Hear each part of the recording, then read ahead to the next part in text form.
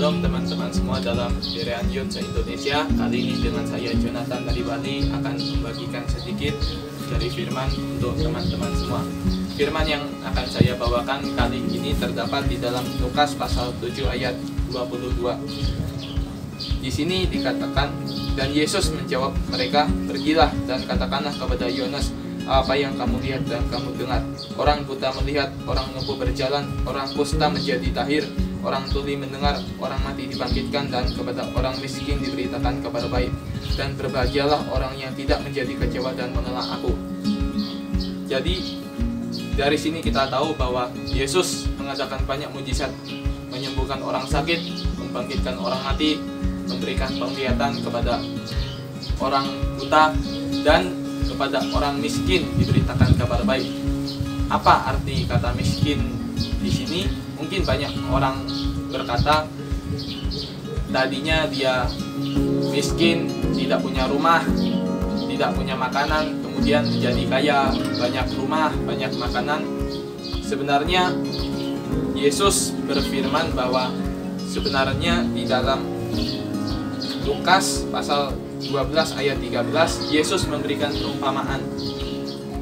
Jadi di sini di Lukas pasal 12 ayat 13, jadi ada seorang kaya yang memiliki banyak penghasilan dari tanahnya. Jadi dia memiliki banyak barang.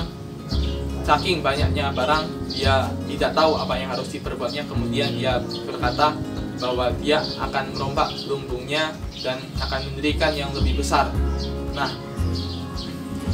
lalu dia berkata, "Jiwaku ada padamu banyak barang tertimbun untuk bertahun-tahun lamanya. Beristirahatlah, bersenang-senanglah." Tetapi apa kata Yesus kepadanya di Lukas pasal 12 ayat 20? Tetapi firman Allah kepadanya, "Hai engkau orang bodoh, pada malam ini juga jiwamu akan diambil daripadamu, dan apa yang telah kau sediakan untuk siapakah itu nanti? Demikianlah jadinya dengan orang yang mengumpulkan harta bagi dirinya sendiri, jikalau ia tidak kaya di hadapan Allah." Oleh karena itu, melalui perumpamaan yang diberikan Yesus, kita tahu bahwa yang kepada orang miskin diberitakan kabar baik itu bukan bahwa dia akan menjadi kaya, tetapi kita harus tahu tujuan Yesus datang ke dunia itu untuk apa. Seperti tertulis di dalam Lukas pasal 4 ayat 43, "Tetapi ia berkata kepada mereka, juga di kota-kota lain aku harus memberitakan Injil kerajaan Allah, sebab untuk itulah aku diutus." Jadi Yesus datang ke dunia ini untuk memberitakan Injil kerajaan Allah, untuk memberitakan Injil, yaitu kabar baik. Jadi sebenarnya apa yang miskin berarti? Yang miskin itu sebenarnya adalah roh kita yang miskin. Jadi sebenarnya kepada roh kita yang miskin, yang lapar dan haus, itu maka Yesus datang memberitakan Injil kerajaan Allah. Jadi jika kita melihat di pinggir jalan ada banyak orang miskin, mereka itu sering lapar dan haus. Begitu juga sebenarnya dengan roh kita. Jadi kepada orang miskin artinya kepada roh kita lah diberitakan Injil kerajaan Allah. Maka seperti orang miskin yang lapar dan haus, maka bagi roh kita yang miskin dan lapar, maka Yesus memberikan firman-Nya. Jadi seperti ada tertulis di dalam Matius pasal 5 ayat 6, "Berbahagialah orang yang lapar dan haus akan kebenaran, karena mereka akan dipuaskan."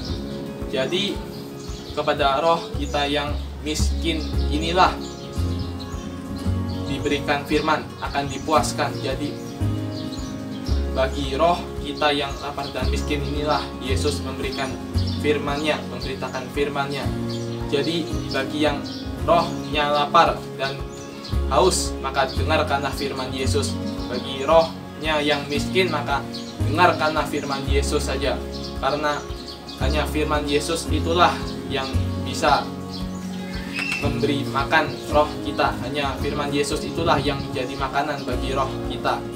Oleh karena itu pun kita harus berseru, "Hai roh jiwaku, dengarkanlah firman Yesus. Hai roh jiwaku, dengarkanlah firman Yesus. hai roh jiwaku, dengarkanlah firman Yesus.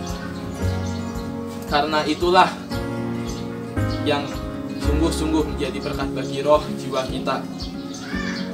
Tetapi pada saat Yesus memberitakan firman, seperti contohnya saat Yesus memberitakan di rumah ibadat di Nazaret, setelah Yesus memberitakan firman, ada orang yang berkata, dari mana diperolehnya hikmat pengetahuan yang demikian, dan dari manakah ia belajar?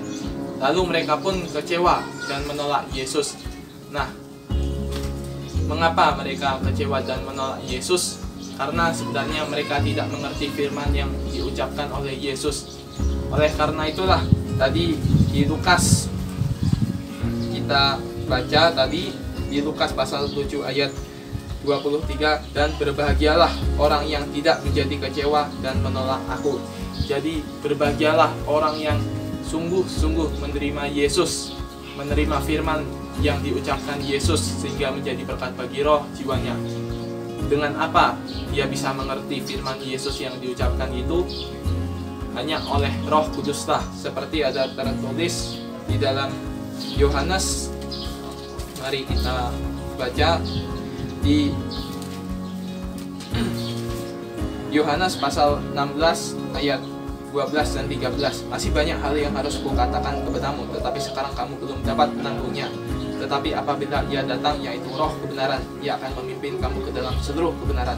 Sebab ia tidak akan berkata-kata dari dirinya sendiri, tetapi segala sesuatu yang didengarnya, itulah yang akan dikatakannya, dan ia akan memberitakan kepadamu hal-hal yang akan datang.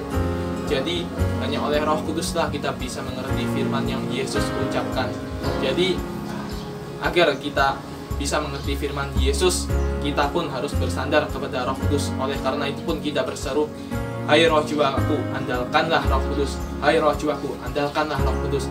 Hai roh jiwaku, andalkanlah Roh Kudus. Sungguh karena Roh Kuduslah yang bisa membantu kita mengerti firman yang Yesus ucapkan, sehingga firman Yesus sungguh-sungguh bisa menjadi berkat bagi roh jiwa kita.